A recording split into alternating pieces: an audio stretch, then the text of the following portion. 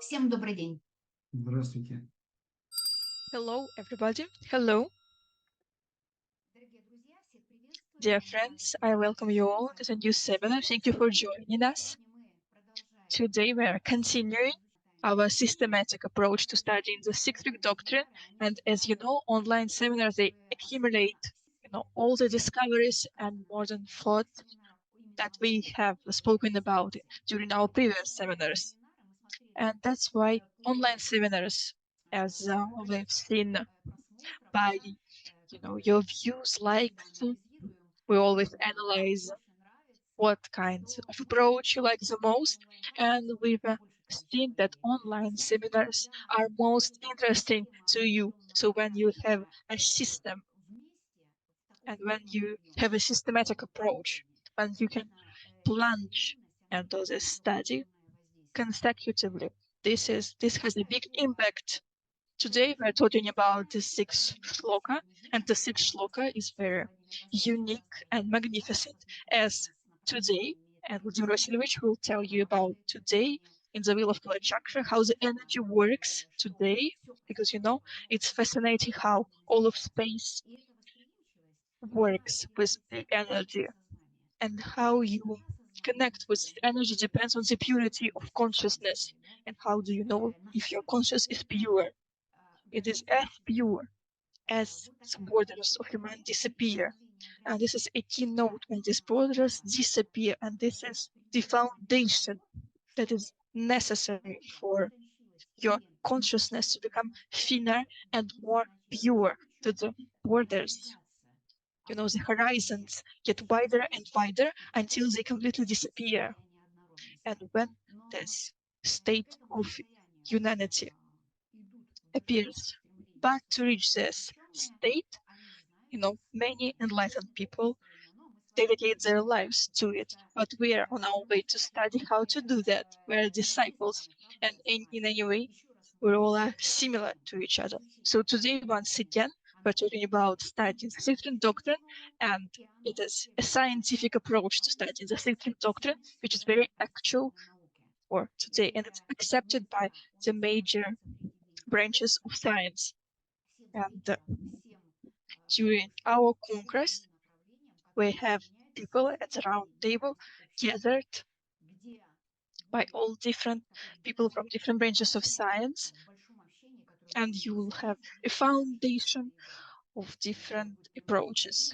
On the 26th of November, we'll have an online translation of our Congress, where you will be able to see how, the systematic approach and the Secret Doctrine is really needed by people today. So our goal is to be just sincere and to be able to love in a way that you're able to hear the calling, because the Secret Doctrine is the foundation to hearing this call. And if you have this, or if you've ever experienced this, you will never be able to forget it. So congratulations on being together with us and studying the new stanza in the sixth shloka. And this is a unique energy, unique thought. Because for me, the sixth shloka is the preparation of the space, of the evolution of the universe, so that we can hear the calling of the universe. And you will see how this works when we answer your questions, when you study the material we have for today. Don't forget that we have the Q&A section in Zoom. Write down your questions, write down the questions in WhatsApp as well. And of course, we will answer all of your questions. Today, we have our technical support, Alexander Kuleshov from St. Petersburg. Thank you very much, for supporting and helping and doing such an important job in connecting people with the Secret Doctrine. This is a unique work that is very admirable. This is so beautiful and important that I genuinely want to thank and congratulate you on being able to work on this beautiful subject and to be able to visualize the Secret Doctrine. Thank you to Alexander Brezhnev, who will conduct your messages in the chat, and he will transfer your questions to us. Thank you very much to Maxim Yedgorov. Maxim Yedgorov is responsible for the technical issues, and he works on the seminar from start to finish. Thanks to Yuri Butin, who will be in charge of the translation. So thank to all of you for helping this come true. And of course, two more important people that make this seminar happen, our interpreters, Tatiana Trubnikova from Khabarovsk. Thank you for being with us. This is your premiere. Thank you for being able to calm down and in helping us to convey our thoughts to our international audience. And of course, Polina Romantiev, our main interpreter, thank you so much for your knowledge of the language, and your knowledge of the material, for your work on being able to convey the important message that we are discussing today to people.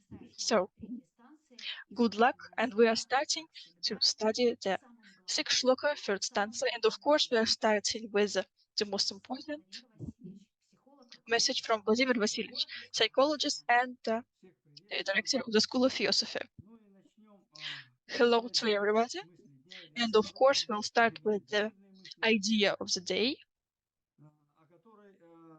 The idea that I would like to point out that the Secret Doctrine in the book of Dzyan that was given to the humanity, in these three books you have the best meditative knowledge out there. And to approach this great wealth of knowledge, you of course need to have a unique approach, an unusual approach.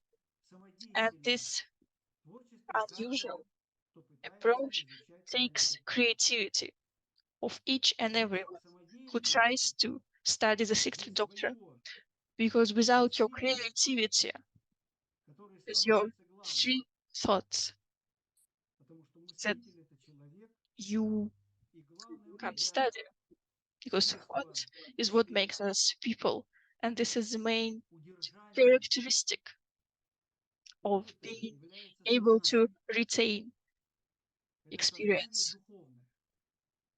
And your conscious, your spiritual knowledge, and within the Kala chakra, in the wheel of knowledge, shows us the movement of the spiritual consciousness. Because, as it turns out, we have two consciousness: our human animalistic consciousness. This is a type of consciousness that has been given to us by literacy, and we have a spiritual consciousness given to us by the solar Petri or Ilhan.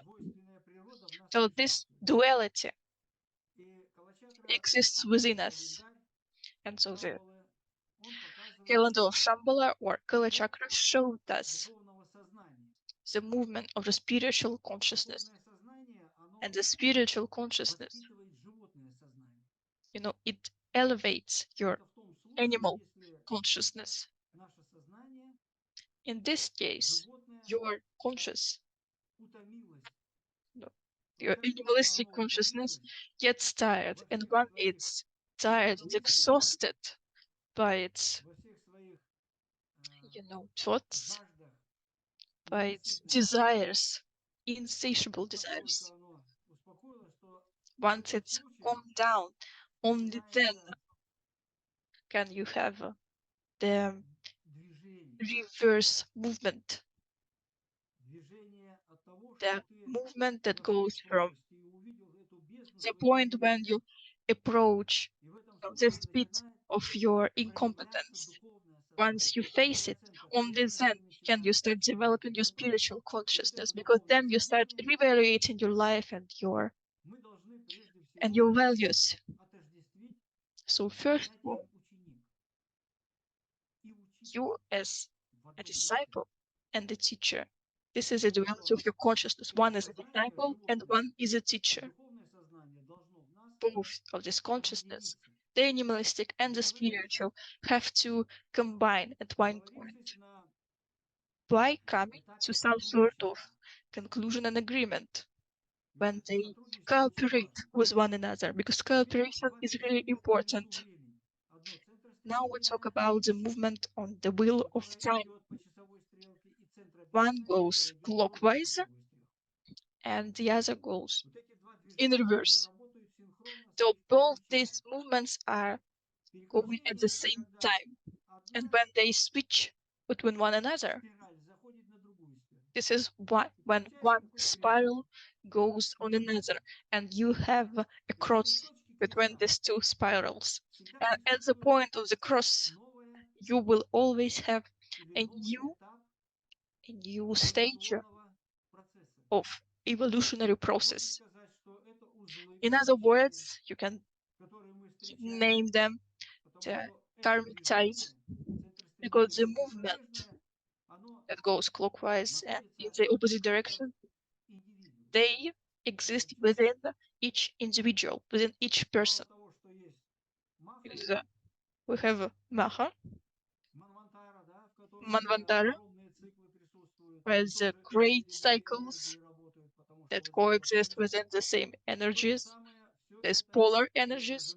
At the same time, the same processes are reflected in each individual person. And I want to tell you this because we all as people have opportunities. And these ties that I've mentioned, or these points of contact between two energies, two polar energies, they will help you to see something new for yourself. Because it's important, and when you talk about the spirit and the matter, there is at some point light comes about, and this light makes it possible for you to see the reality for what it is. It's a very important point that I'm trying to convey. And if today we have a Nidana of the white goat, that this is the day. The white goat is at the upper point of the wheel of Kala Chakra. And this summit, this upper point, is in the constellation of Aries, the fire symbol. And where we have the fifth Nidana, we have the goat, the white goat, which symbolizes the feminine principle. And why is it feminine? Well, because this is about feelings, on the one hand, and about love on the other hand. Pure love, absolutely pure love, is reflected today. If you genuinely love something, you have this spark, the spark of two energies in your consciousness will happen and will reveal to you as something completely new. So this should bring you happiness today. So this spark in the darkness of your consciousness, the spark of light, bright, bright light, this will show you a pre-image in your conscious, and consequently bring you closer to Numen, or the soul, the spiritual soul, which can only exist in the feeling of life, love. And to feel this pre-image that brings you happiness. And happiness is great wisdom, as you know. And today we have a very interesting, very dense information in the ether that exists on the plane of knowledge and creativity, if I may say so, because this dense condensate is very important, and it shows that to see this pre-image, so the reality itself, or the truth of what's going on in us, with us, in the conditions that we are in the society. And if we look at the she-goat and its cliche, then our feelings always have some illusion of vision. In pure love, there is a sympathy, and sympathy is always clear. Then the feeling is also the perception. We feel. We are in the reality, in what's going on. So love makes our mind calm, and then we see this image, and we feel the truth. It is a very important aspect today. If the feelings of the she-goat can have lie, then the feelings wins it, wins the lie with this reflection. So what is concentrated here? It is the week of the blue dragon, and today it is expressed as the new year, new esoteric year. And I congratulate you with a happy new year that is during this week. In the esoterical plane, in the plane of feeling,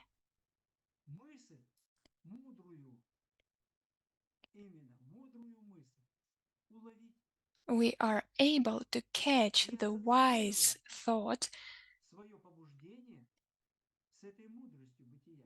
and see this wise thought in correspondence with our feelings. The black hair gave his rights. In the esoteric plane, on the plane of the spirit, spiritual consciousness, the new year has come. On the psychic plane, we still have the year of the black hair.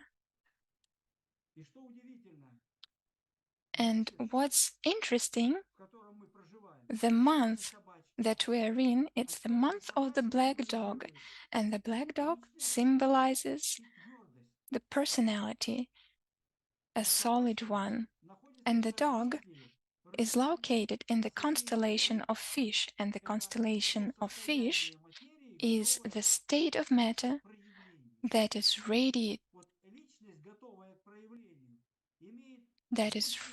to be activated. It's very powerful. It has a great Akasha power, or water of life, water of eternal life. Akasha activates this eternal life through the ether, through love. And this dog, in its solidity, clearly hears, we should hear that the new year of the blue dragon comes as the personality. And as this new year has come, it has come as the year of wise thoughts. And then we have the year of the black hare, which is still going on in the psychic plane. And it is interesting that our personality,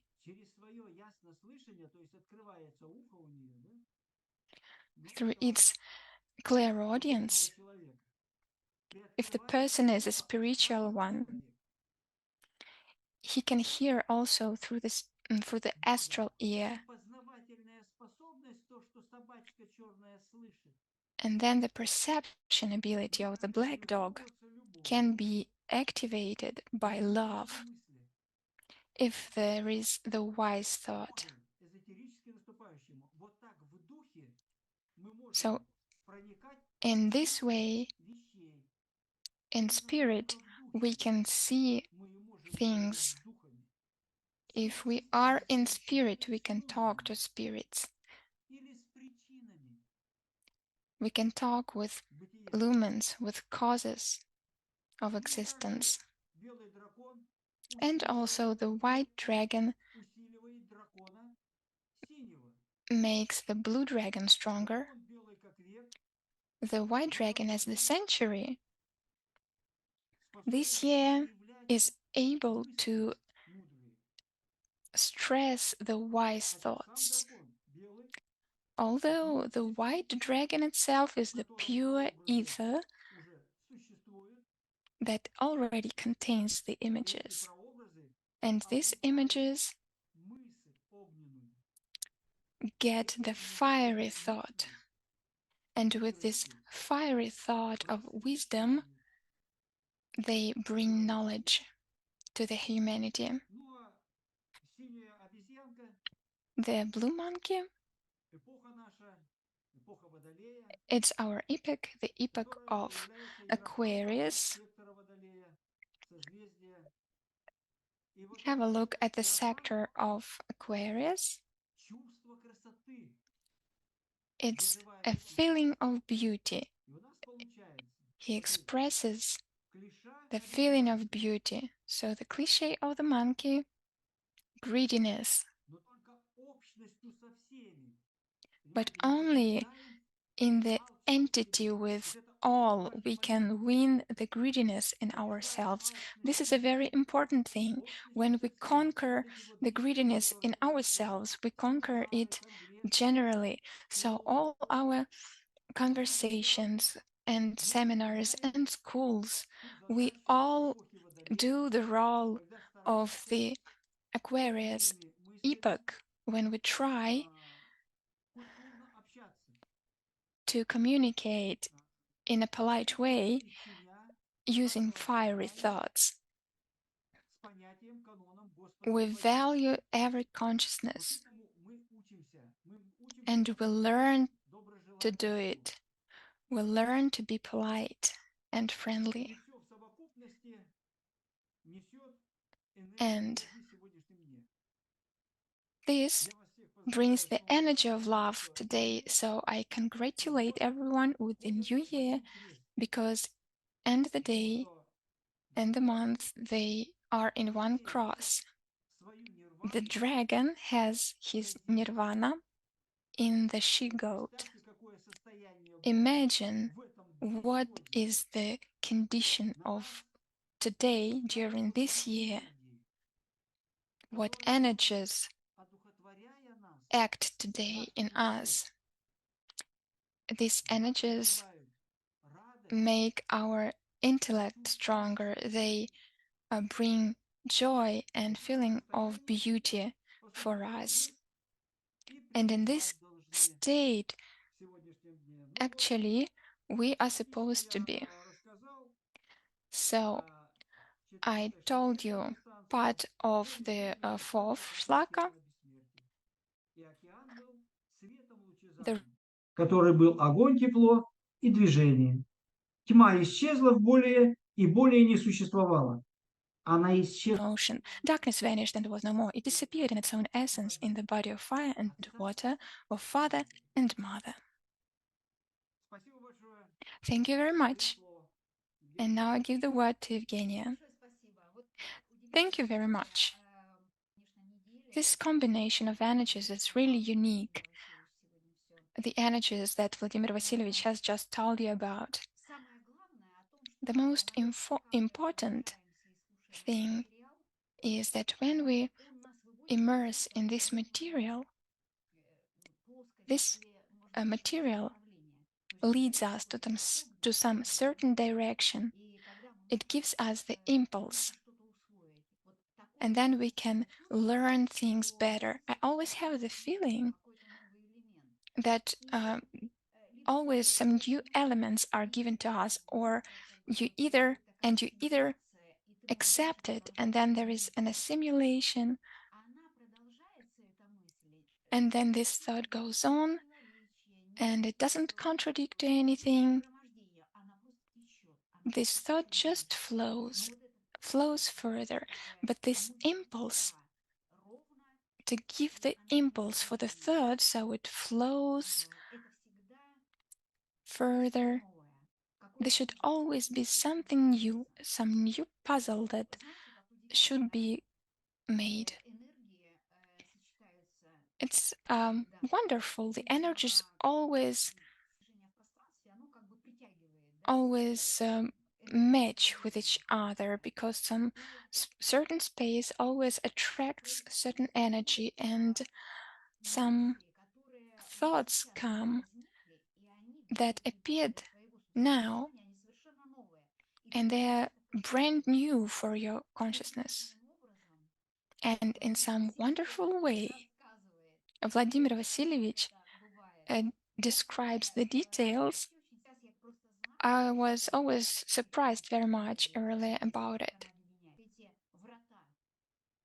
So the psychic energy opens up those gates, those windows, those openings, those doors. This new impulse cleans the space, and you can calmly live with these energies and turn your own thoughts. So, what gives us, first of all, such confidence and calmness? Confidence that everything is going to be okay. This is the knowledge from Secret Doctrine. We always talk about this basis. How do we use this basis in life? What is the difference between the wise mind from the young mind? The wise mind already has new elements within itself. The wise mind already has the basis. It doesn't need to run somewhere to learn for something new, because the new is already within the mind. It's unlimited, and it's about some actions and thoughts, and it's always going to show itself in different ways and combinations. So what does the basis give us? What does the basis of learning doctrine give us?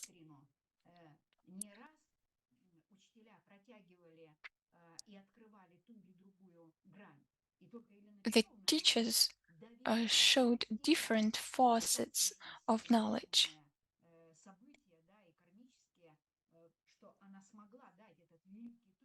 Blavatsky was able to create this great knowledge. And the doctrine gives us confidence, and we don't run and look for the new. It gives us the chance to have these new elements within ourselves.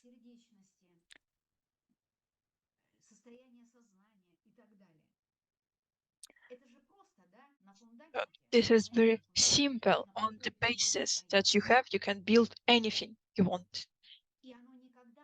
And it will never bring you to a dead end, because you can step by step compress everything. So when you have this foundation, the systematic knowledge, you can assimilate everything, and you have enough space for everything. But it will never be greater than the foundation that you built.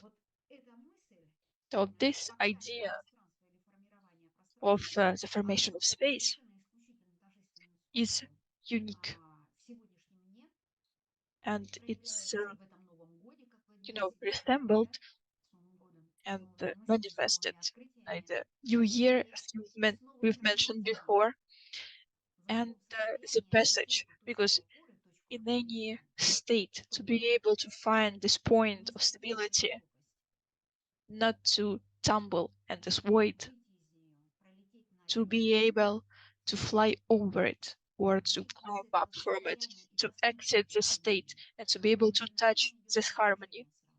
And the change, the transformation is momentary, because you change, everything around you changes, and all the things in your life become so harmonious that you feel that it's meant to be. And the sixth shloka, the third stanza, they transfer this idea of formation of space, the fundamental formation of space, on which everything will be built upon in the future. And now we will see how this happens.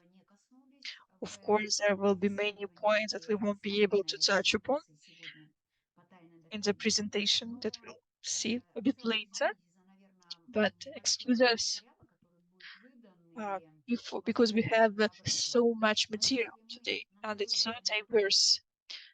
But if we, prepare ourselves, if we come in tune with it as music or literature,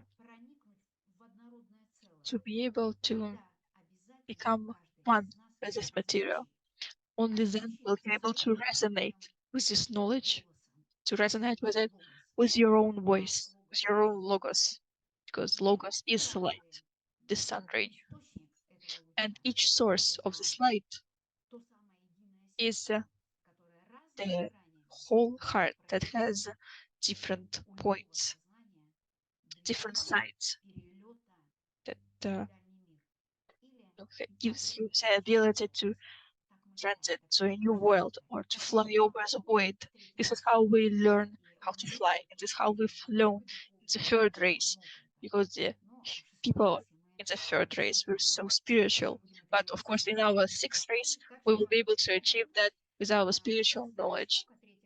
So let's go. We're starting the presentation on the sixth stanza, on the sixth shloka, third stanza. So, the root of life was in every drop of the ocean of immortality, and the ocean was radiant.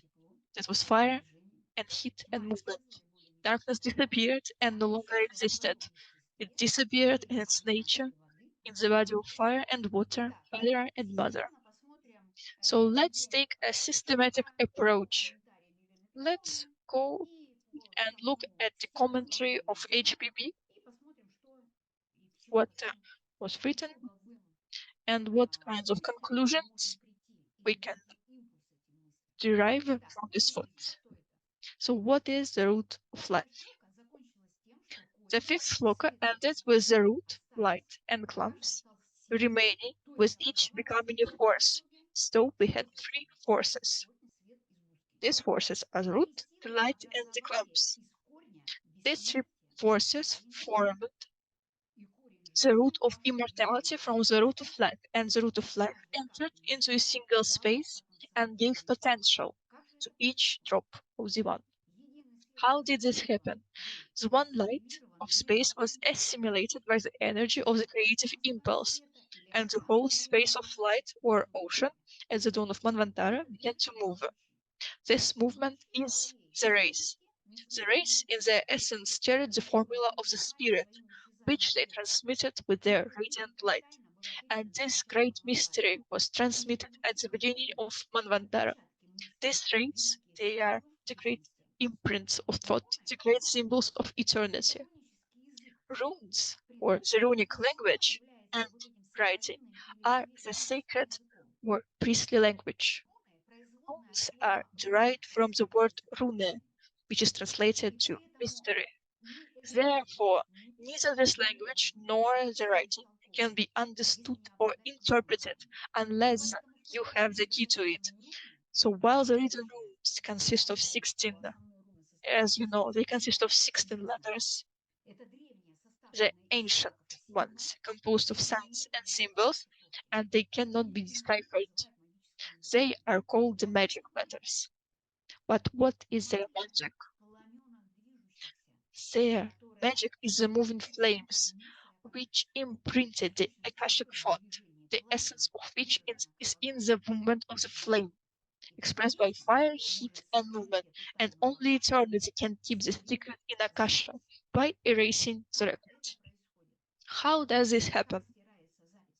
How do you erase the record? Well, you do this by its own movement, becoming different every moment, becoming new. And now we're reach a key point. So the rules change, fade, dissolve, and everyone has their own entrance, their own understanding, their own sound, note, letter, and even ray. But the true one is that which leads to the understanding of the one. If each facet of the light energy that has become known has put the puzzle into a single one, then you have seen a record that has been erased by eternity. So this is the beauty. Whoever gets inside the three will have the ability to see and understand. But for this, it is necessary to become identical with the ray, to become crystal clear, so that the spirit has unhindered movement. And then the single formula, which consists of only three, will reveal all the formulas in penetrating through the layers of space, as far as the human. And as you know, there are 16 main runes. 16 runes are a symbol of the movement of the three, which in the expression of their form, 6 and 1 becomes 7, uniting all the planes of existence with the flames. So first fire, heat, and movement. There are 3. They begin to create their own letter or shape, imprint, rune, plus 3, as you can see on the screen. And this single one becomes 6 or 16, revealed in 7. Thus, the root of immortality becomes the root of life, the great mystery that the initiates would read in rune symbols and hear in runic language. Let's look at the runic language from the point of view of our manifested world. A ray of light in geometric optics is a line along which the light energy is transferred. It means that the original light needed these lines, or rays, or conductors on which the information was imprinted, so-called code. Through this attraction of light along the line, the transmission of light energy is created. To be able to read, to see and to hear, to learn and to reveal the runes is possibly only with a hard crystal, which is composed exactly in the likeness of the formula of the movement of the primordial flame, fire, heat and movement. This mature crystal of knowledge can read the invisible, hear the unspoken, and see what is not, penetrating into eternal essence, the state of the hard crystal and this entire structure, which is determined by the ray. The concept of the ray of light is the cornerstone of geometric optics. This definition implies that the direction of the radiant energy flow, the course of the light beam, doesn't depend on the transverse dimensions of the light beam. This is because the light is a wave phenomenon, and it has the place of diffraction, and as a result, a narrow beam of light doesn't propagate in one direction, but has a finite angular distribution. However, in cases where the characteristic transverse dimensions of the light beams are large enough compared to the wavelength, it is possible to neglect the divergence of the light beam and assume that it propagates in one single direction, along the ray of light. What does this mean from the point of view of esoteric doctrine? Let's see. A triangle is an abstract that consists of 3 points connected by rays forming beams of light. They are separate in each corner of the given triangle. They form diffractions, but these 3 rays are continuously connecting a triangle into a single geometric element from a course that, when passing the corners of the triangle, beams of light, gives a wave phenomenon that causes the beam of light to propagate not in any one direction, but a finite angular distribution that fills the entire space of the triangle. And this space of the triangle is the heart crystal. That's why it's not a matter of character, nor of the quality of consciousness, but of the state of the heart crystal. And people that are completely different in their character can walk in the same ray, because the ray is determined by the structure, and the ocean became the radiant light. The next key point, the space has changed as the potential forces inherent in the law of evolution have begun to take effect. A single root was formed, which perceived the light and turned into a clot of the future world. And these forces turned the root of immortality into the root of life. The ocean became radiant light, and the one light turned into a creative race. The root of life is in every drop of the ocean of immortality. This is written in the Secret Doctrine. These drops are Amrita. So the root of life is in each drop of Amrita. And Amrita is a triangle. Let's look at the planes of existence. So we have fire, heat, and movement. This is the Amrita, or the drink of immortality. Amrita in Sanskrit, Amrita, Amrita in Hindu mythology, is immortality, the drink of gods that makes them immortal. And legend has it that Amrita was obtained by churning the milk ocean, or Chiro Damadhana. Mahini delivered Amrita to the gods. So Amrita is the heavenly drink or food of the gods, food conferring immortality, the elixir of life, flowed from the ocean of milk in the Puranic allegory, an ancient Vedic term referring to the sacred juice of Soma in the Temple of Mysteries. And now we see that our solar system broadcasts Rana, and Rana is spiritual Amrita. Helena Ivanovna defines the concept of Amrita as follows. Amrita consists of deposits of the finest energies. Each aspiration of a yogi is imbued with a valuable composition of energy. Let's call this union a disk of aspirations. It is a luminous disk that the aspirations of the yogi ascend. He has no indifferent actions, otherwise he would be like man who has ascended to the height of mountains without a definite intention and looks around with regret. It is especially necessary for the disciple to control himself in the absence of the teacher. Often, precisely at this time, their incomprehension sighs especially freely, because the concept of the teacher is not realized, and thus the path to Amrita is closed. The loss of the energy vacant in the person when learning yoga act is inevitable. No one who touches the higher yoga can deny that his life has not been changed fundamentally. Of course, his life could have become either widely transformed or particularly insignificant, depending on the properties of his spirit. But we say to everyone, accept a full cup of Amrita, but the freedom of choice remains yours. The key point, a drop of Amrita is a fusion of 3 forces. This fusion gives impetus to the movement, which in its essence predetermines the concept of immortality, since death is life on another plane, and so on. A drop of Amrita enlivens the cup. And the main thing is to bring this cup unspilled for others.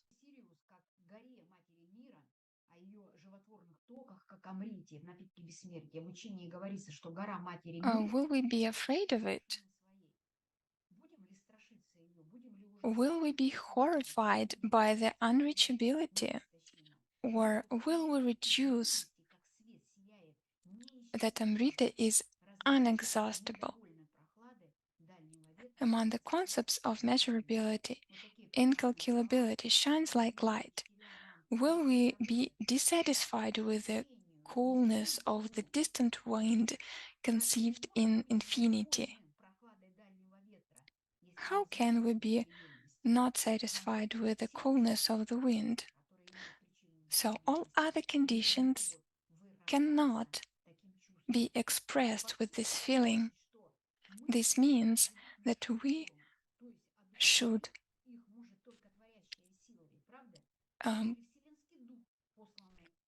make the creative force or the universal spirit. So the key point,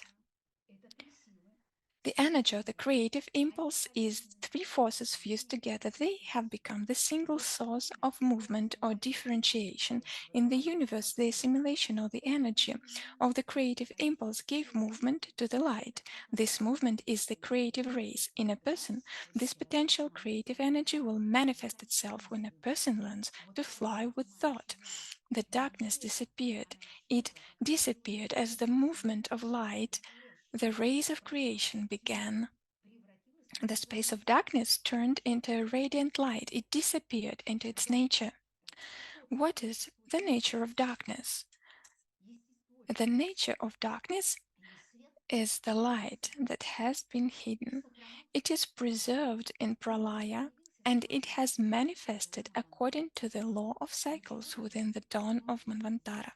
Key point, the darkness disappeared, the darkness turned into light, that is, it was dissolved by light. The one light becomes radiant light. When assimilation by a creative impulse has occurred, it disappeared and no longer existed. It no longer existed. So, the darkness will not exist for the entire cycle, the entire Manvantara, since the darkness has dissolved into the body. And this body was of fire and water, father and mother. The body of fire and water, father and mother. This body is the protagonos, the primary light, the firstborn, Lucifer. So, I would like to talk in details about Lucifer, because every time we publish something in different internet portals, so let's define what is it. So we will base in the Secret Doctrine. Lucifer, the spirit of enlightenment and freedom of thought, is metaphorically the leading beacon that helps a person find his way through the reefs and shells of life. Because Lucifer is a logos in his highest aspect and the enemy in his lowest. Both of these aspects are reflected in our ego. Do you understand? Lucifer consists of two aspects, of lower and supreme ego. So all this knowledge, we will also look at the causes. Lucifer, Latin Lucifer, is translated as light-bearing from lux, light, and phero, I carry. In Roman mythology, the personification of the morning star, the planet Venus. The word Lucifer consists of the Latin roots lux, light, and phero, carry. From the late Middle Ages in Christianity is a synonym for fallen angel identified with Satan and the devil. And ancient Romans called one of the goddesses by the word Venus. The planet Venus, which is visible only during the morning or evening dawn, was considered by the ancient Romans to be two different planets. Accordingly, the morning star was called Lucifer. In Greek, Phosphorus is the light bearer, or Eosphorus, the dawn-bearer, depending on whether it rose before the sun or after it, whereas the evening star is Vesper, Hesperus.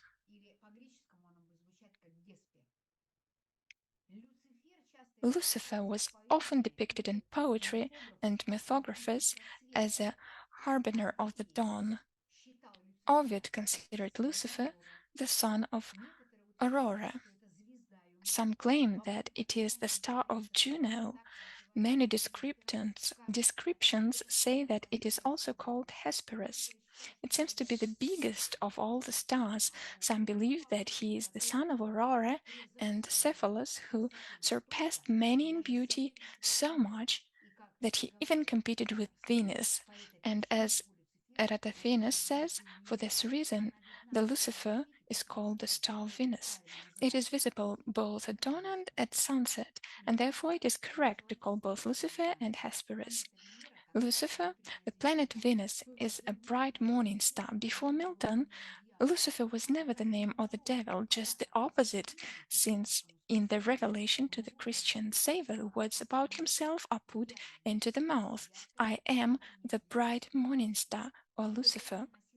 This name was born by one of early popes of Rome, and in the 4th century there was even a Christian sect whose members were called Luciferians.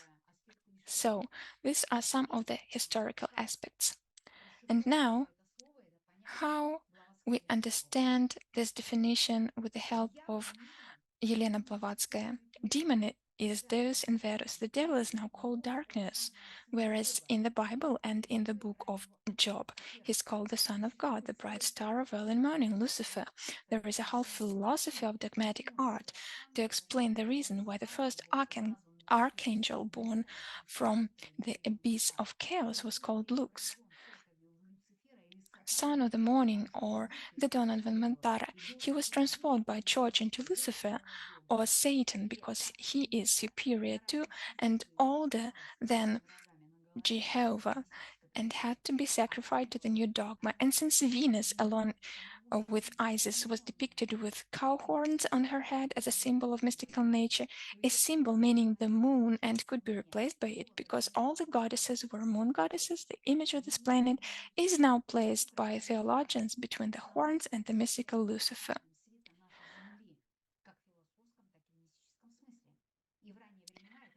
In early times, this was well known to Christians because one of the first popes of Rome was a pontiff bore the name Lucifer. Lucifer, the spirit of enlightenment and freedom of thought, is metaphorically the leading beacon that helps a person find his way through the reefs and shells of life, because Lucifer is the Logos in his highest aspect and the enemy in his lowest. Both of these aspects are reflected in our ego.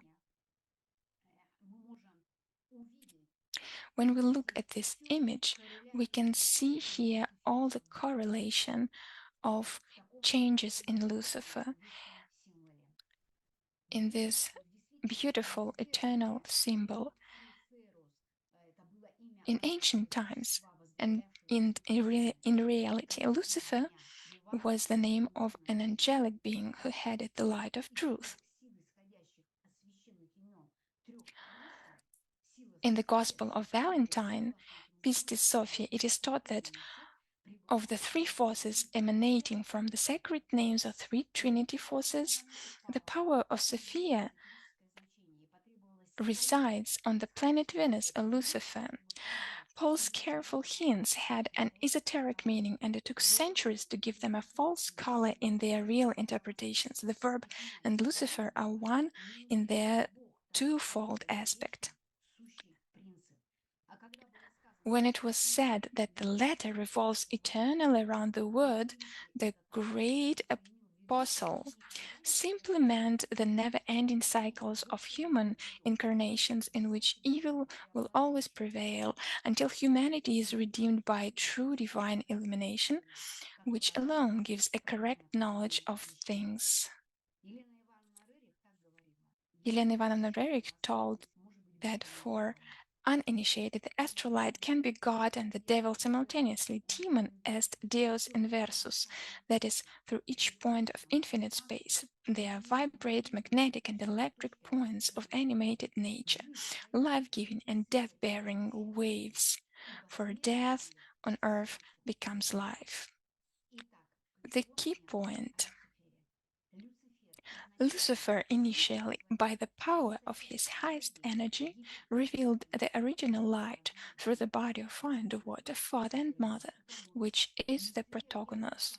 Lucifer is revealed by himself as the Logos, but he refused to build worlds together with other higher brothers. The lower in man is the lower ego, which divines everything and is the opponent of higher. Chaos, having received consciousness from merging with spirit, shone with joy, and so the protagonist, primordial light, emerged, says a fragment of Hermes. Ray and chaos shone with joy. Fire contains everything. Father, the supreme ether, light, his son, is also the sun. So this change of Lucifer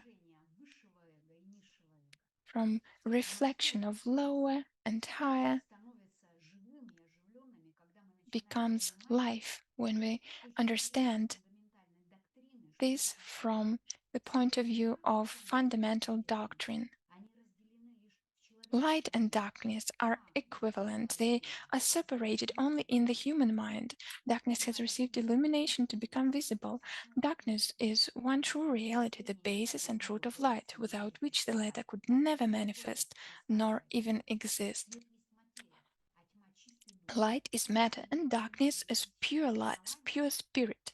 Darkness, in its fundamental metaphorical basis, is subjective and absolute light, whereas the latter, in all its apparent radiance, is only a mass of shadows, for it can never be eternal, and is only simple illusion of Maya. So, light is created created out of darkness, and darkness was on the face of the abyss and not the other way around. In him was life, and life was the light of man. Yelena wrote, "The day will come when people's eyes will be opened, and they will understand better than they do now the verse in the Gospel of John which reads, and the light shines in the darkness, and the darkness hasn't overcome it, and the light shines in the darkness, and the darkness hasn't overcome it. If there is light in the darkness, then there is life. And the darkness hasn't overcome it because the cycle has come and the darkness disappeared. It was light that dissolved the darkness and the face appeared." So the key point, the face of the abyss is light in darkness, where the face is light and the abyss is darkness. The course of light is fire, and fire is the highest ether, and the highest ether is born by movement, and movement is eternal darkness, invisible fire. Light sets in motion and controls everything in nature from the subtlest primary, high ether, to a molecule in space. The key point, the higher ether is born by movement. Movement is eternal darkness, invisible fire, for movement gives birth to heart, and heat is the higher ether in motion. When the higher ether slows down the movement, cold appears. Cold is the highest ether in a latent state. So, this is the way three negative states appear in nature, and also three positive states. Positive are light, heat, and all nature. Negative are darkness, cold, and emptiness, synthesis, which is the original light. Three negative states of nature: darkness, cold, and emptiness, and three positive states. These are two triangles.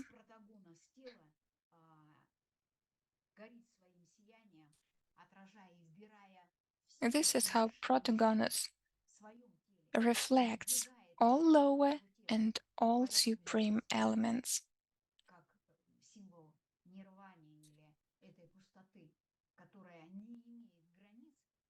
This emptiness doesn't have any borders, it's infinite, It has 3 negative and 3 positive states.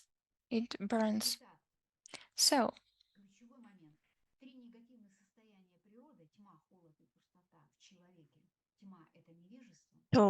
cold is the closed heart, and emptiness is no movement, and 3 positive states of nature in people as light is knowledge, warmth is the heart, and nature is the movement of the mind.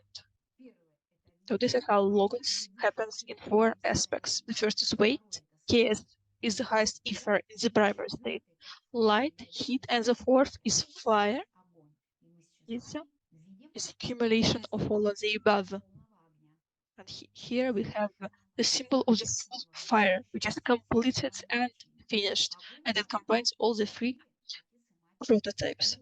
So fire and water, father and mother, can be understood as meaning the divine ray and chaos.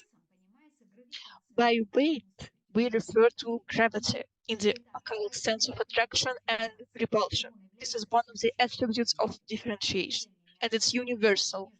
Attraction and repulsion in matter of stored different states can be explained in most cases, while the law of gravity isn't enough for this. The position that the tails of comets take when they approach the sun, it is obvious that they clearly act in contradiction to this hypothesis. So let's talk about water. Water is 1/9 hydrogen and 8/9 oxygen. So let's look at it in depth. One of the forms of the primary force of fire that has passed into a cold, latent form, or a liquid form. The liquid form is water, but water, according to its atomic weight, consists of 1 part hydrogen, a very flammable gas, as you know, without which there is not a single organic substance, and 8 parts oxygen, which produces combustion when combined with substances too quickly. What can it be but one of the forms of primary force of fire, in the cold or latent or fluidic form? So fire is in the same relation to water as spirit is to matter. So what is 1 part of hydrogen? This is 0.11111 spirit. This is 1. And 8 part of oxygen, 0.8888 is matter, the eternal space. Thus fire and water are like spirits and matter. If we 0.111 add to 0.888, we will get 0.99999. So we have 0 and 9, or a creative ray 9 in space, or sphere 0. 11 digits, 11 nines is 9 by 11, where you have 99 cycle of the sun. Or 9 water and fire.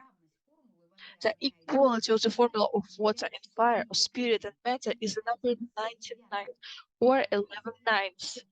11 is the cycle of the spiritual sun, the hidden sun. It becomes visible when the face of the abyss appears. Key point here is that the darkness disappeared in the body of fire and water, its father and mother. The darkness disappeared with the impulse of the ray of the Creator, united the spirit and matter in his nature, in the body of water and fire. The body of fire is spirit, and the body of water is matter. 9 and 9. 9 is a key symbol and a number corresponding to the third stanza, Sloka 6.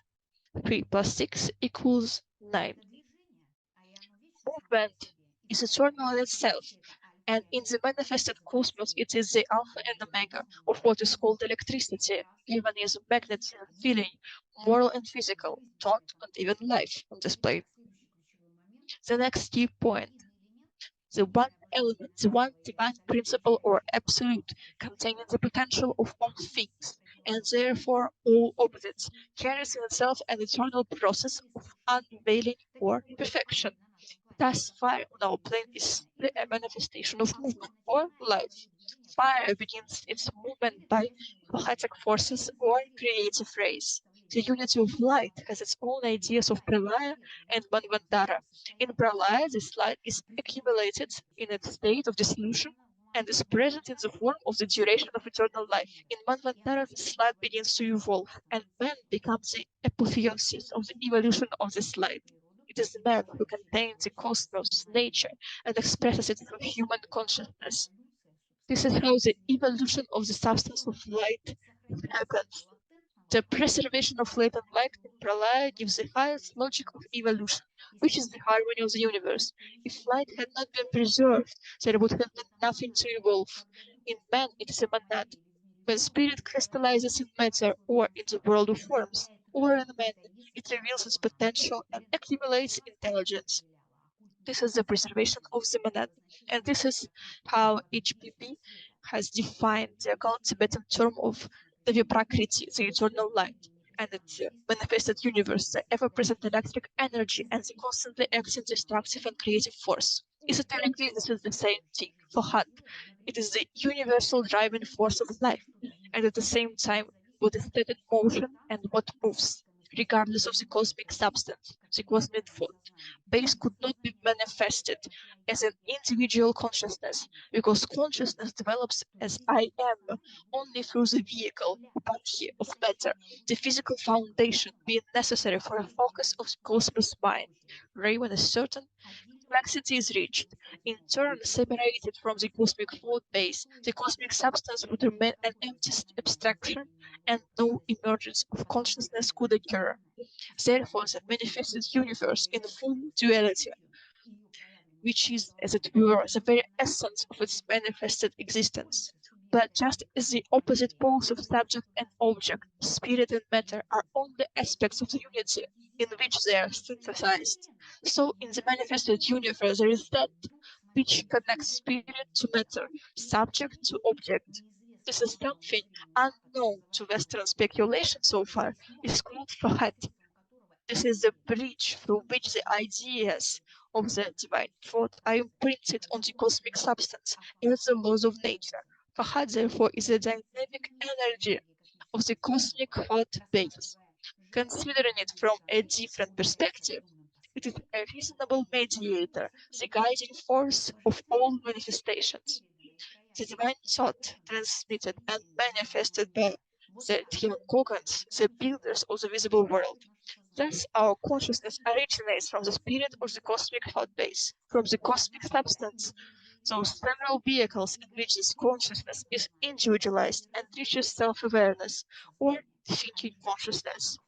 Meanwhile, Fohat, in its various manifestations, is a mysterious link between mind and matter, a life-giving principle that electrifies every atom to life. Fohat fulfills the commission of Manu or Dhyam Kogans, and arouses ideal prototypes to unfold from within, to pass gradually along the decided path, all the planes from the numen to the lowest phenomenal, in order to finally blossom on the latter into full objectivity, into the highest degree of illusion, or the grossest matter. All Kabbalists and occultists, Eastern and Western, recognize the identity of the Father Mother with the primary ether or Akasha, astral light, and its consubstantiality before the evolution of the sun, cosmically Fahad, produces cosmic electricity. Fahad solidifies and scatters the seven brothers. This means that the primary electrical entity for the Eastern occultists claims that electricity is an entity, electrifies to life and divides the primary substance or pre-genetic matters into atoms, which themselves are the source of all life and consciousness. Such are even her original four sons, who are one and become seven, entities whose qualities and names Eastern occultists designated four of the seven cosmic primary centers of powers, or atoms, which later develop into great cosmic elements, now divided into 70 or sub-elements known to science. The four primary natures, the first young Kogans, are the so-called Akashic, ethereal, watery, and fiery. They correspond in the terminology of practical occultism to scientific definitions of gases, which, in order to convey the idea more clearly, both to occultists and the uninitiated, can be defined as perihydrogen, peroxygen, oxygen hydrogen, ozonic, or perhaps nitrogen ozonic, These forces or gases are supersensible, but all atomic substances in occultism become especially valid and active, acting on the plane of more roughly differentiated matter. These elements are both electropositive and electronegative. After the decomposition of the body into its primary essence, being captured in the field of attraction to the focus or center of heat, energy, which are carried around by a multitude in space, in all directions, this body, alive or dead, turns into vapor and remains in the bosom of the matter until Fohat, having collected several clots of cosmic matter, sets it in motion again, giving an impulse, and having developed the necessary warmth, allows it to fall into its new growth. The power of Akasha is occult electricity. It is the source of life, the reservoir of all energies as a driving force of all changes in matter.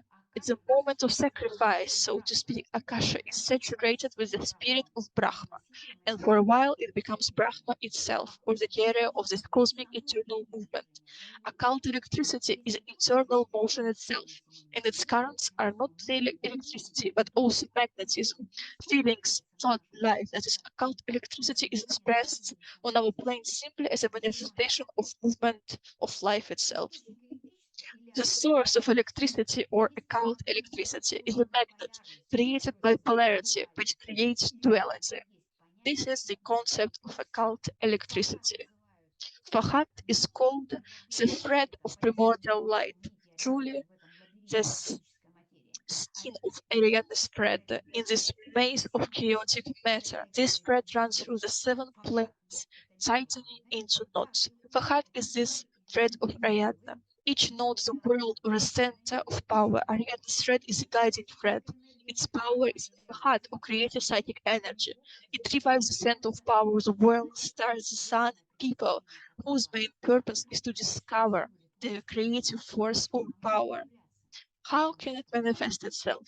It can manifest in the condensation of this light. Then a person can put his dreams into action. After all, every dream comes true at some point. Ariadne's thread is the power to make your dream come true. Since each plane is sevenfold, 49 mystical and physical forces are thus obtained.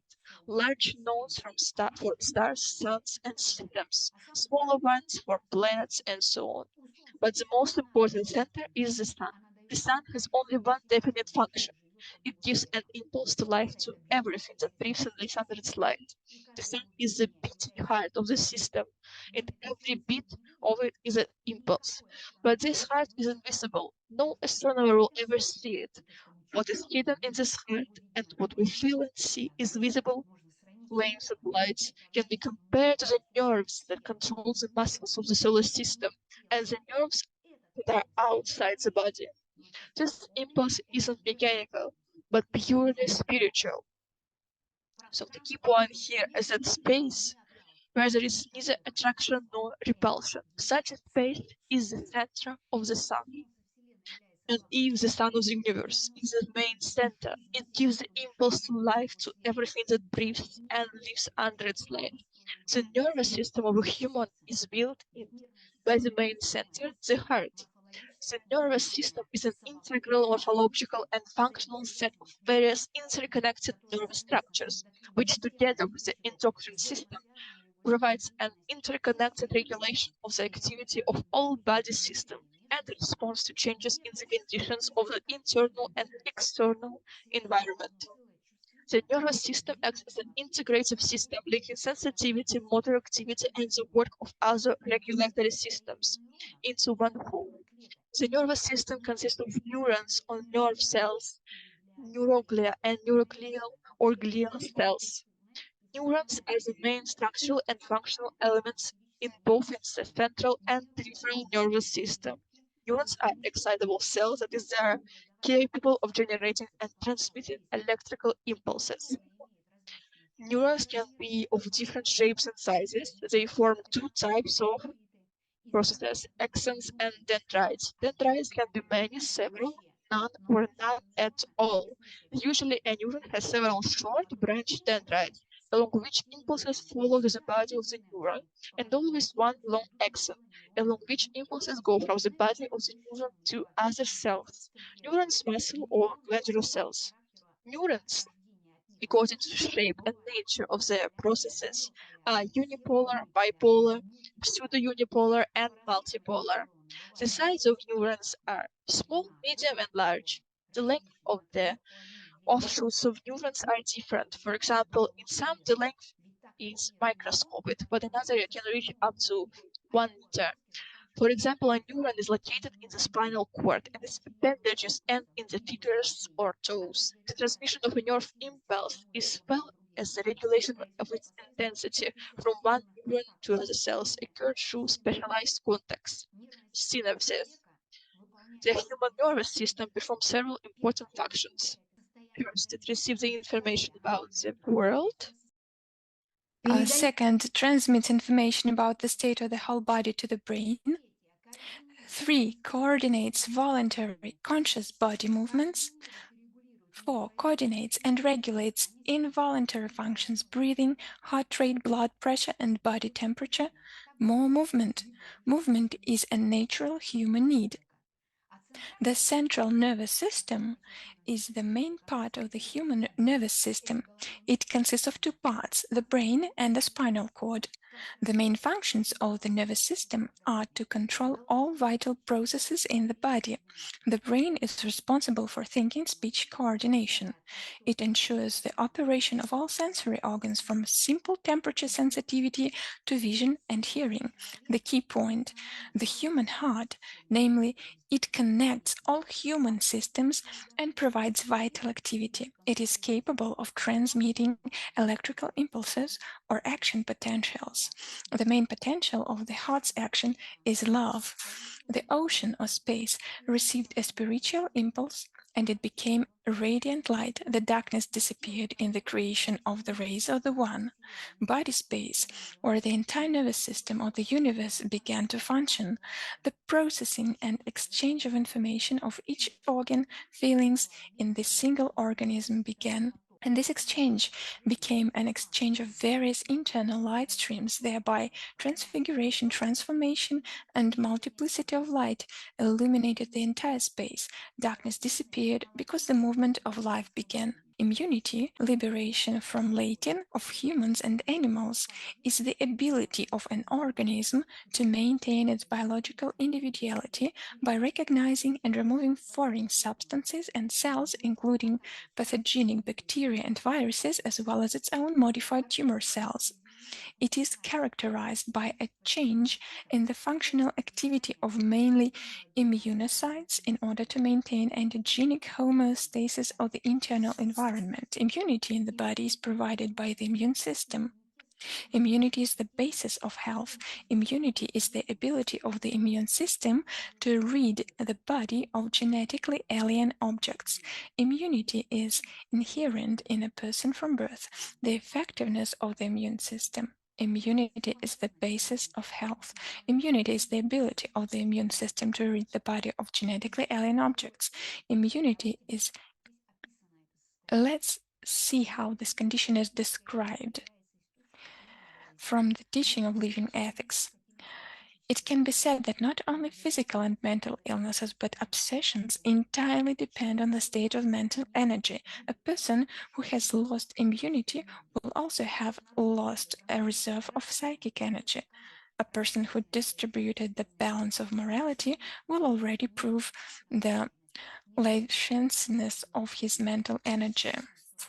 Everyone knows that it is easier to prevent licentiousness than to tame its madness afterwards. Everyone understands that the disorder of mental energy produces many disasters. A person rarely abstains for himself, but let him learn to recognize the significance of psychic energy for himself. Immunity is put in connection with the state of the entire nervous system. Thus, the value of universal energy is put forward. How not to recognize it if the science pays special attention to it? Is it really possible to deny the basis of immunity? The key point.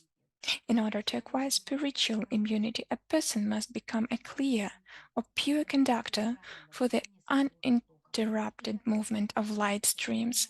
Then the transformation or multiplicity of light will illuminate every cell, and a person will become a god or acquire spiritual immunity. The waves of the current are put together like a pattern. They strive forward and nothing will stop them.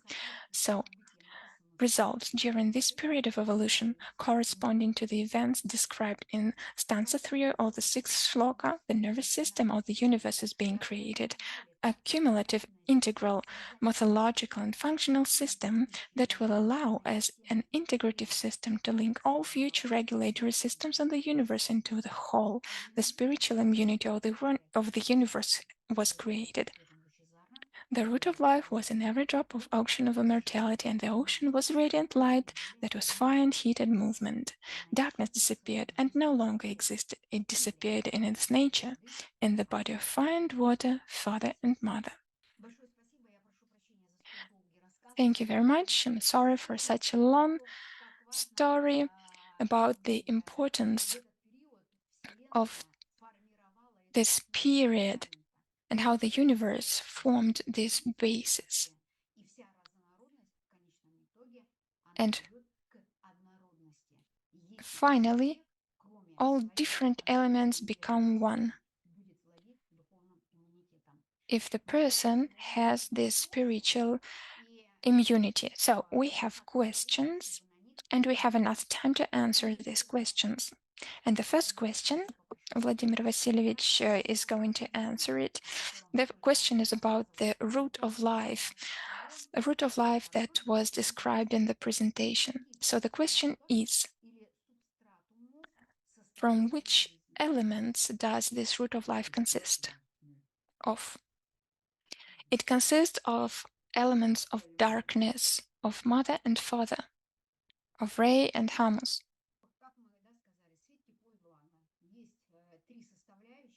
So, as we have already mentioned, there are three elements. Light gives heat, and heat gives humidity. And this root is located in the depth of life. Thank you very much for your questions. We have another one. I hope we will be able to answer all your questions. So the second question is, how many those drops of Ocean of Immortality should be collected in order to become radiant?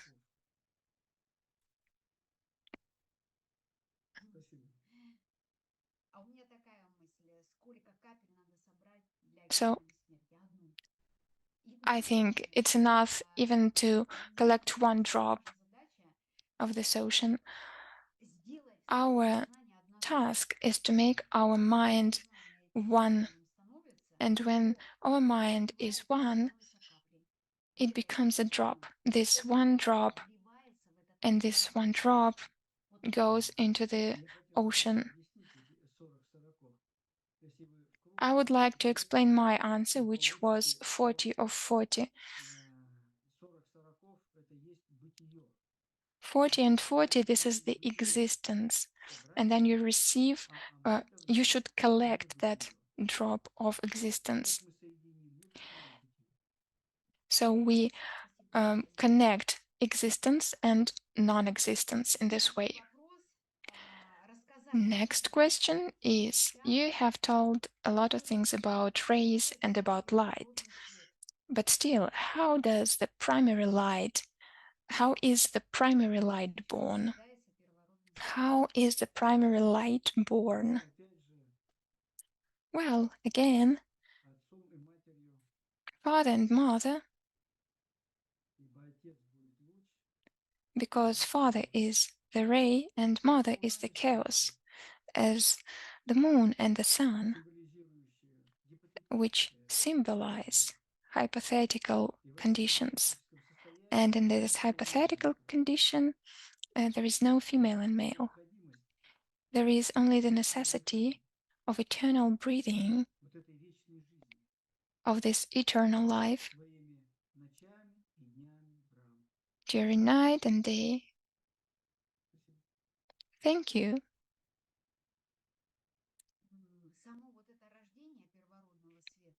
So the birth of primary light happens when the space is ready to get it. As long as the space is not formed, as long as the space hasn't yet the structure for this primary light, it won't be born. When the space is ready, when there is no wave, when it's even, on this even water, the feeling which is from clean mind, and it's always admiration, and this even admiration gives even space, and then the space is ready, and that is when the primary light is born, because it has the basis to be born. There should be the correspondence of the existence of the matter. It should be clean. It should correspond to the light. It's the same as the beginning of our conversation. We were talking about the importance of the readiness of the person in order to understand the new elements. So the structure of the human's body, I mean, the more pure the mind is, the more things it can understand. So it's a diverse correlation. It can take more elements. And finally, the one is formed from many, many different aspects. We can say that desire of the substance to take elements, it becomes, in this condition, like a mirror. It's the mirror that is ready to reflect, and this world of images is exactly in this condition, in the condition of reflection. And when the reflection happens, then it's going to happen the admiration. It brings joy, but this joy is based on the clear desire. It's surprising. There was a desire to reflect the ray, and then joy appears. The joy appears from the desire to learn, desire to feel our nature. We have another interesting question. How can we learn things if not using our mind?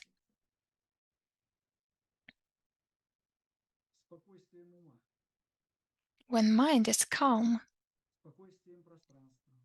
when the space is calm, it's perceived by great harmony, by peace. These are properties that are necessary for the clear mind. Then joy appears. So, if not by the mind, then by what way? Well, this harmony doesn't appear by itself as long as quite contradictory elements create the harmony. In Agni Yoga, we have two pairs like this, like feelings and mind. And when these two different elements become one, then you can dive deep. The more pure the consciousness is, the deeper we can understand. The deeper we go, the more united we become. We become one. You mentioned that the mind should be calm. So the question was, how can we understand those things if not using our mind? But the condition of mind is also very important. This is the main basis. The mind should be clear and calm. The mind itself is interesting definition. No mind, actually. We cannot conceive it because your mind is everywhere. It's everything. It's like a fire that gets everywhere. That gives an impulse to everything. It's all in the fire, and fire is your mind. And when we talk about the era of the Aquarius, it's the era of the mind. You need to calm down your astral body, and this calmness goes from the mind in different states, the states of infinity. There are so many fractions in this infinity, many different states. At these states, once you reach this happiness, at the same time, momentarily, you arrive at synthesis, momentary synthesis. And these synthetic characteristics are the triangle within us, the spiritual consciousness,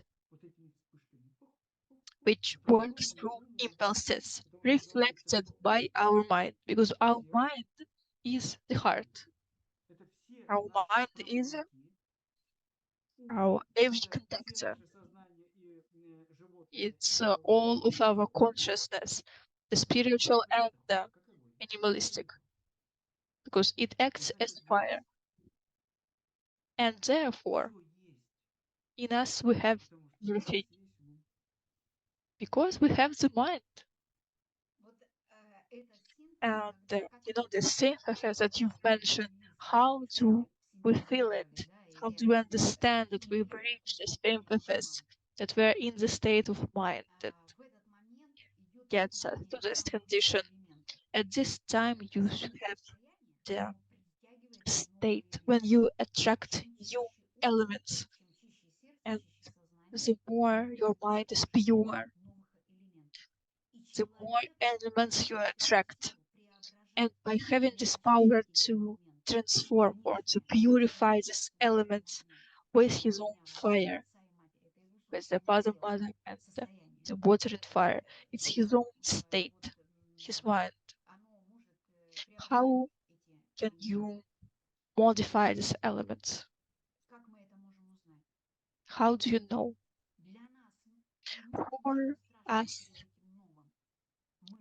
there is nothing you should be afraid of before this you, because you shouldn't be afraid of something new. And there's something I don't know how to do this.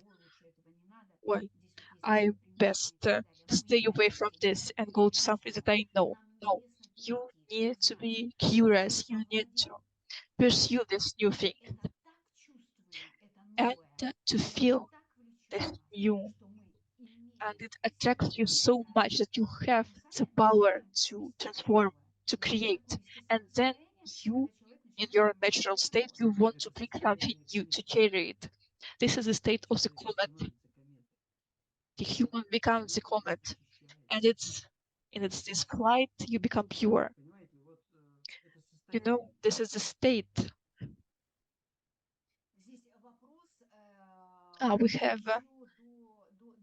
We have had a question even before the seminar started. So, the face of the abyss, is it a victim? Well, I would answer this question that the face of the abyss, it carries you to the victim. It's not the victim itself, but it's the source of this feeling of sacrifice. The face of the abyss, it's not a victim. This is a victory, the victory of light before darkness, because it's latent. When it's latent, it's closed. But when the darkness opens itself and you see the face of the abyss, this is the true face, which is light. So, but this is the beauty. And at this point, you just acknowledge your own abyss of incompetence. And at this time you see the face of the abyss. And that's all. And you go and you conquer this abyss and you learn new things. So next question. Is there a connection between the concept of transcendental things and your ascension or your flight to other worlds and planes of existence?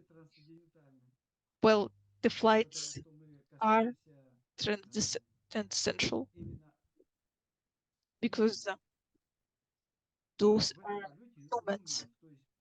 This is the flight of numen, the prototype or the pre-image of numen, and you always touch this prototype. The cause and effect relation is transcendental in itself. And you know this word, when you transcend, to be able to transcend something, it doesn't include the a priori knowledge.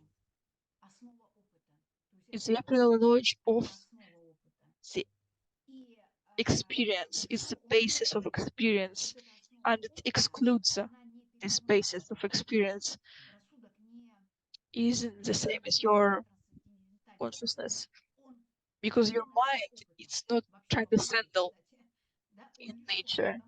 It doesn't have this experience because it feeds on other elements. And what is this experience? It's reflected in dualism. When you reach this duality, when you understand this duality, but not by your mind, but by your pure mind, by your heart. And then you become one with it. And this is when this flight happens. This flight is your ascension to other worlds. This is your path to yourself. So the concept of this flight to other realms and transcend reality. If this is the foundation of experience and knowledge, the wisdom which is given to us from our teachers is revealed to us. This is the path we have to go to other worlds, and it's infinite. It doesn't have an end until the Manvantara ends. And when Manvantara ends, Pralaya begins, and when Pralaya ends, new Manvantara begins. So there is no beginning and no end. And I have a rather practical note to add to this flight. This flight begins when you have an insight. In this insight, you understand hierarchies. You become loyal. At this time, at the moment of insight, you are happy. You're joyous. You don't feel anything. And this is the music that you are able to hear at this state. Because reason has nothing to do with it. Spirituality and your spiritual mind is governed here. And this happens momentarily. And thus begins a long path which you have stepped on. Because once you've gained insight, you have to follow this path of light. The basis, the foundation that we've mentioned, and the space of the sixth shloka is the foundation that forms the foundation to begin this path of everything. This is the foundation of the calling. And for us to be able to hear this call, once you hear it, you resonate with it. And the word "hear" in this sense shouldn't be understood as it should be understood as the transcendental hearing of your spiritual mind. because it's your spiritual mind that resonates with the calling. This is a new state that you enter that begins to resonate with the space.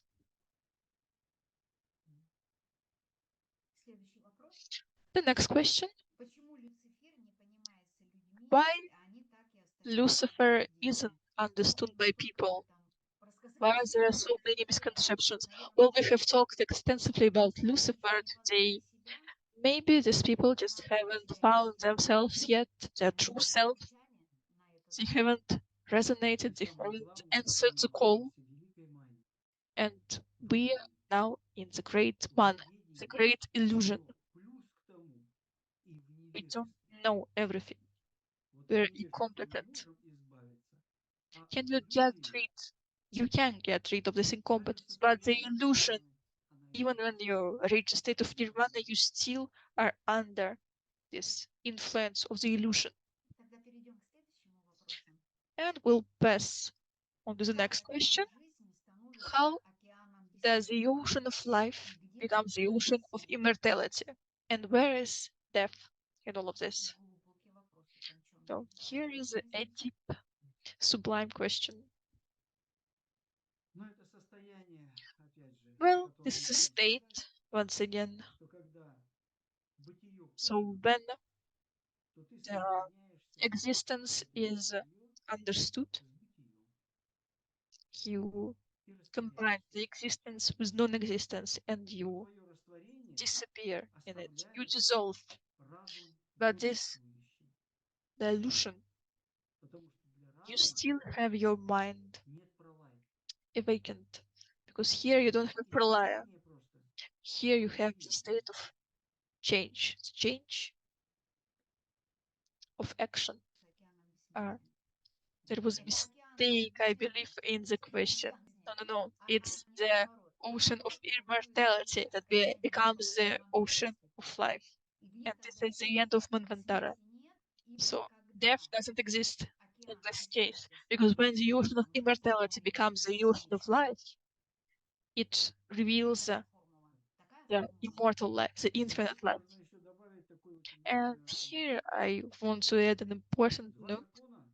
There are two laws, two main laws given to us by the doctrine of Mahat, the law of karma and the law of reincarnation.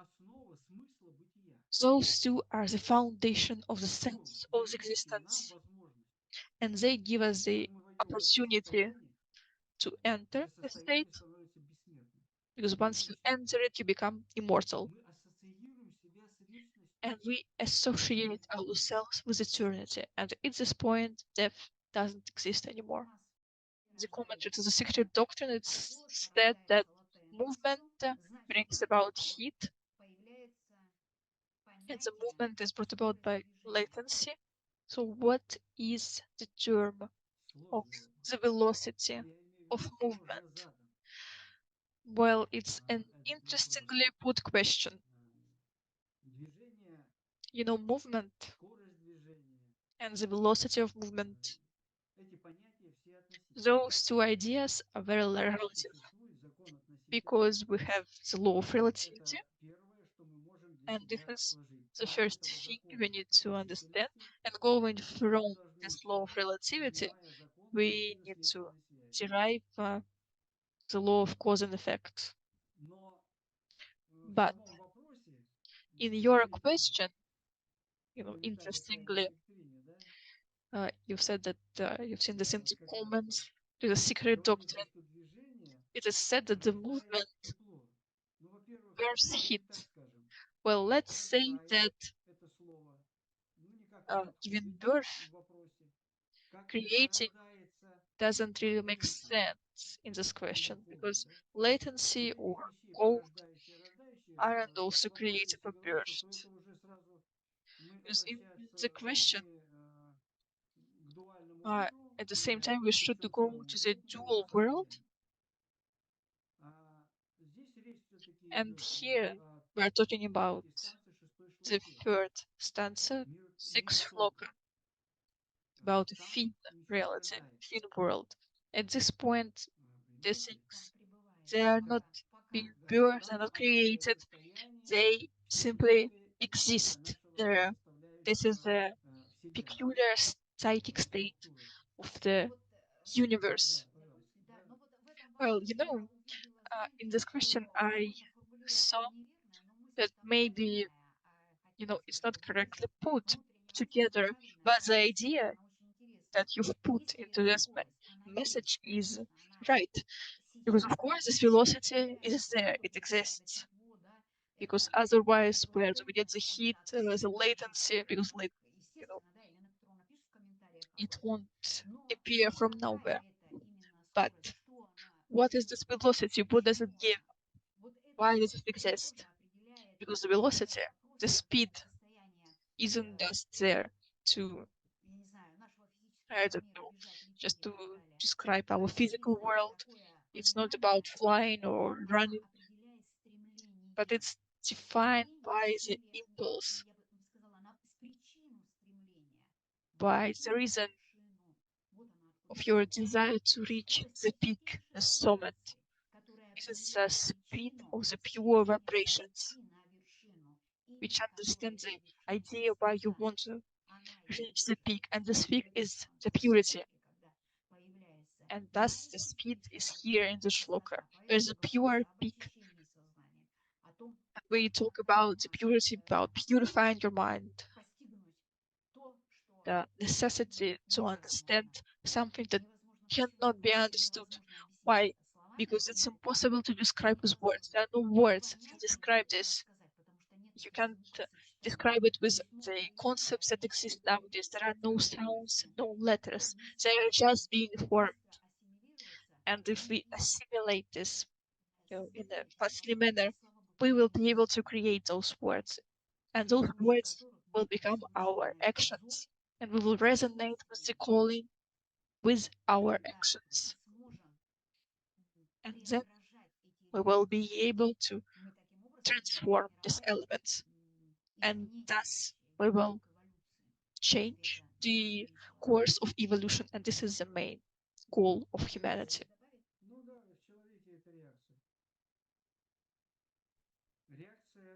The reaction when we work on these characteristics, the reaction is in one single moment. All our conductors are ready for this.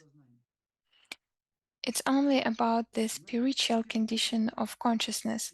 We should switch on the heart. And then the consistency of our actions is gonna be all right. By this, we're going to have certain rhythm. And in this rhythm, there is the necessary speed, which is necessary for the improvement of light. We have another question in WhatsApp about the current conversation. So, in what way this evolution, so how can you understand it in practice? Well, you should fall till the lowest point.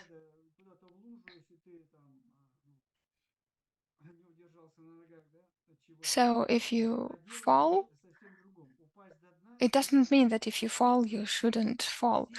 I mean, the person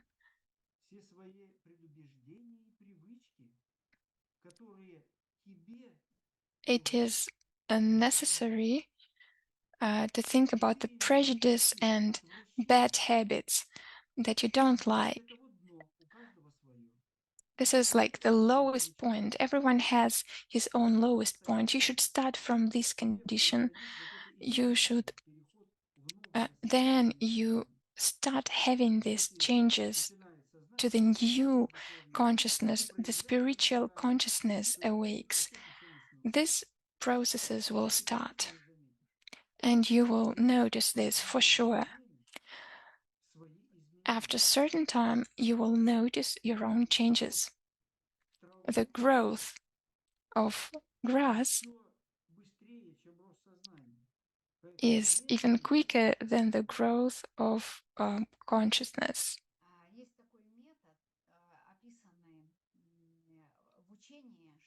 There is a method described in the doctrine that we can improve those elements by ourselves by changing our negative mind into the positive way of thinking, because only through the positive way of thinking we can change our thoughts.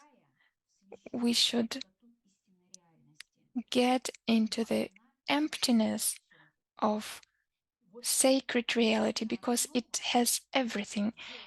This basis, the basis of the call, it forms the space that can have everything and will sound in everyone. This will broaden your borders. And the most important thing is to pass through this point and to preserve this ability. Sloka 6 and 6 is the connection of two dual things. We talked about this today. The space called for this call. So the only thing that is needed from us to sound with sharp mind, with attention, with our memory, with forming of this great and final love. How is this love formed? How is this faucet formed? How is the cell of the spiritual space formed? This spiritual immunity. Well, once when you were on the edge and when you started trusting these forces, the secret doctrine, it gives you the power of thought to fly. So when we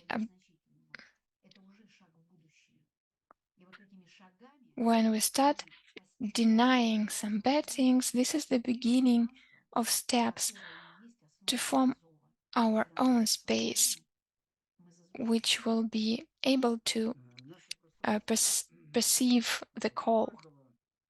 Our space. So every human has his own space. It's Prakriti.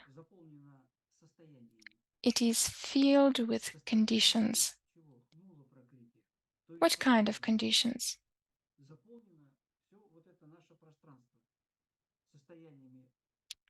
All space is filled with human conditions because nature was creating the human. Can you imagine yourself anything that is said about absolute, about Parabrahman, Prabrahma? Everything is about the human condition in his space. That is why the human was formed by 6 main principles.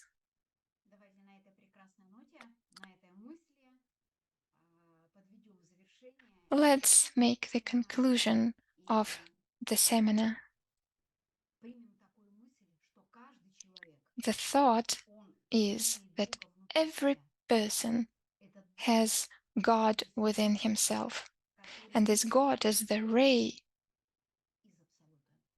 which goes from the Absolute directly. This is a genius sentence, and it's a great positive thought from which we can start to purify, to modify new elements and form new reality. Thank you so much. Have a great day. I would like to say a few words. Let's the bell ring. Thank you very much. Thank you for your likes, for your reactions and hearts. Thank you that you stay till the end with us, that you help us to form the thoughts and the space. Light and love.